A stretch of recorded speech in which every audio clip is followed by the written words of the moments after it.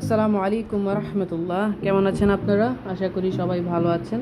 আপনাদেরই মতো আপনাদের পাখিগুলো ভালো আছে। সো আজকে যে জিনিসটা সংক্ষিপ্তভাবে দেখানোর ট্রাই করব সেটা হতেছে যে ওষুধগুলো must have as a Pakhal.